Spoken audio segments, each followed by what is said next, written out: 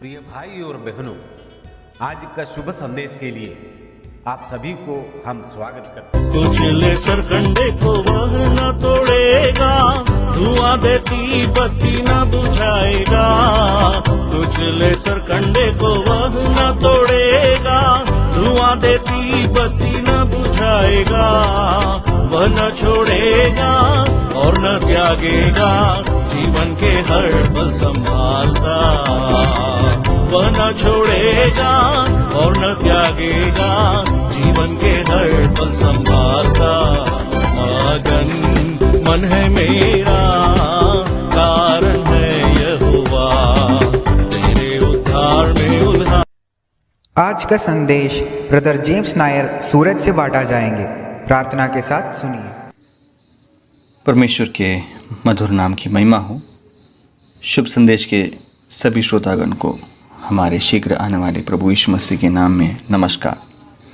आज के मनन के लिए आइए हम मत्ती रचित समाचार उसके 27वें अध्याय और कलम 6 और 7 हम पढ़ेंगे। प्रधान याजकों ने उन सिक्कों को लेकर कहा, इन्हें भंडार में रखना उचित नहीं, क्योंकि ये लहू का दाम है।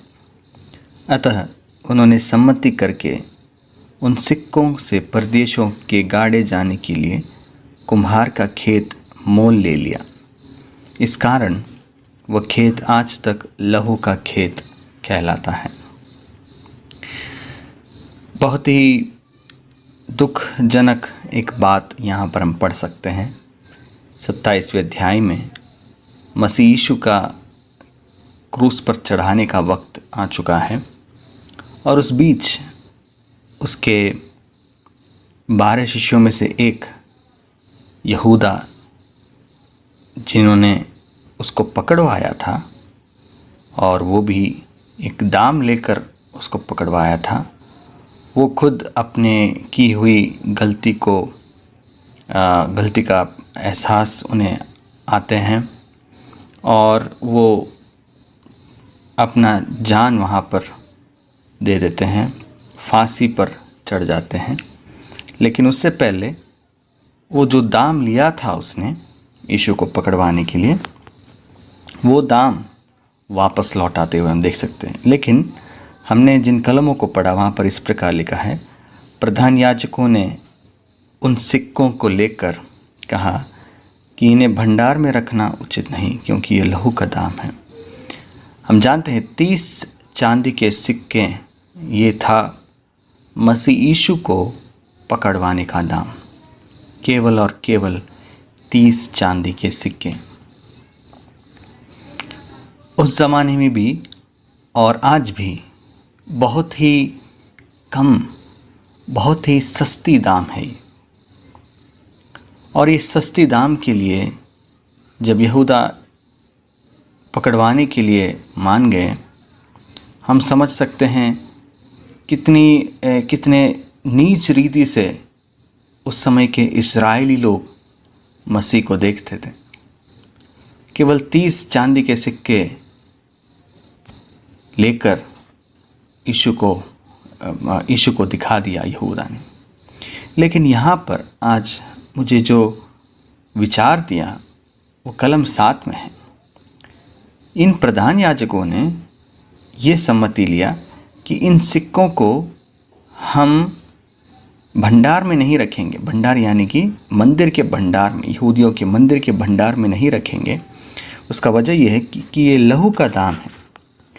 लेकिन इसको लेकर हम एक ज़मीन खरीदेंगे, एक खेत खरीदेंगे, जहाँ परदेशियों को गाड़े जाएंगे।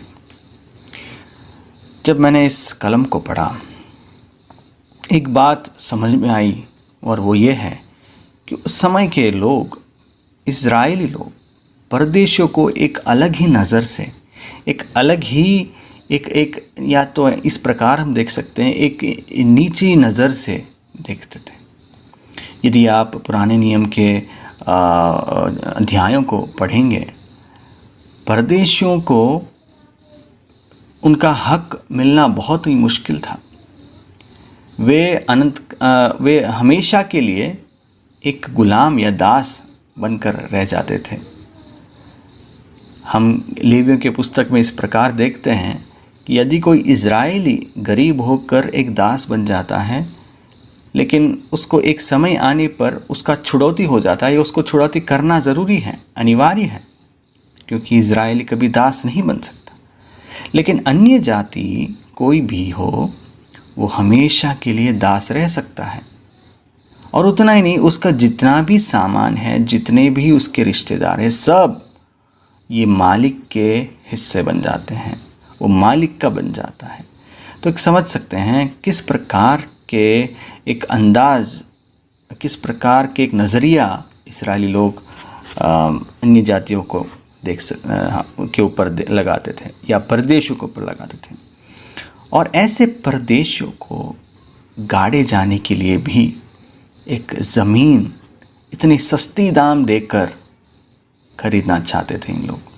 तो हम समझ सकते हैं किस प्रकार, किस नीची नज़रों से पहली बात मसीह को देखा, और किस नीची नज़रों से अन्य जातियों को देखा।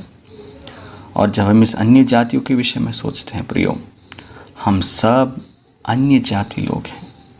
इज़राइल के अलावा जितने भी लोग हैं वे सब अन्य जाति लोग हैं, क्योंकि मसीह इज़राइल के लिए आए। इज़राइल में उनका जन्म हुआ, एक यहूदा होकर एक यहूदी होकर वो जन्म लिया। लेकिन हम अन्य जाति हैं, और अन्य जाति का ये अवस्था थी। लेकिन यहाँ पर हम देखते हैं परदेशियों को गाड़े जाने के लिए एक खेत इस दाम से खरीदा गया। जब इसके बारे में मैंने और सोचा, मेरा मन बहुत ही आनंद से भर उठा, क्योंकि ये जो दाम इन्होंने दिया है, इज़राइली के प्रधान याजकों ने शायद इस दाम का महत्व नहीं समझा। सस्ती दाम है ज़रूर, लेकिन ये दाम हमारे लिए सस्ती है, लेकिन ये हकीकत में बहुत महंगा है, क्योंकि ये निष्कलंक लहू का दाम है। और यदि इस लहू का असली दाम आपको जानना है तो भजन संहिता 49 में अब जाइए। वहाँ पर इस प्रकार लिखा है, कोई अपने भाई को कोई भांति नहीं छुड़ा सकता, क्योंकि उसके छुड़ाने का दाम बहुत महंगा है। उसका छुड़ाने का कीमत बहुत महंगा है। वहाँ पर भजन लिखने वाले इस प्रकार कहते हैं कि कोई भी अपने भाई को मृत्यु से, अधोलोक से नहीं छुड़ा सकता, क्योंकि उसके छुड़ाने का दाम बहुत महंगा है। भजन संहिता लिखने वाले ये कहते हैं कि महंगा है, लेकिन कितना महंगा है शायद वो नहीं जानते थे।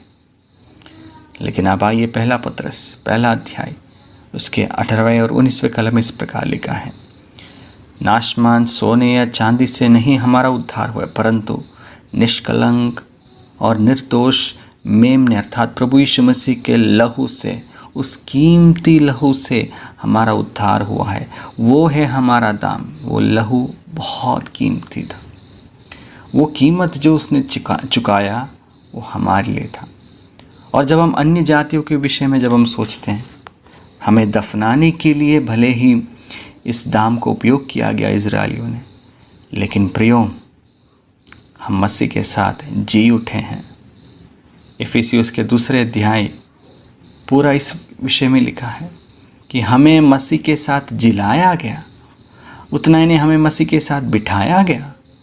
और जो दाम प्रधान याजकों ने भंडार में रखना उचित नहीं समझा, मंदिर में रखना उचित नहीं समझा, उसी मंदिर में अन्य जातियों को भी प्रवेश कराया। प्रियो, जिस दाम देकर अन्य जातियों को दफनाने के लिए उन्होंने उस दाम को दिया, खेत खरीदा, लेकिन उन्हीं अन्य जातियों को इस मंदिर में, यानी कि परमेश्वर के मंदिर में प्रवेश करवाया। इफिसियोस के 2 अध्याय के आखिरी पद में इस प्रकार लिखा है, और हमारा जो नींव है प्रेरित और भविष्यद्वक्ताओं के ऊपर, और हमारा जो मुख्य पत्थर है प्रभु यीशु मसीह स्वयं है।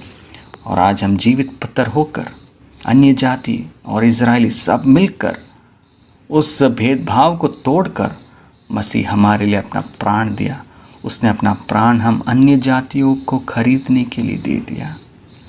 इजराइल ने नहीं समझा, हमने नहीं समझा, लेकिन वो बड़ी दया, बड़ी करुणा हमारे ऊपर आई। आइए हम उस महान परमेश्वर को धन्यवाद देंगे क्योंकि उसने हमें खरीद लिया है। उसके नाम की महिमा हो।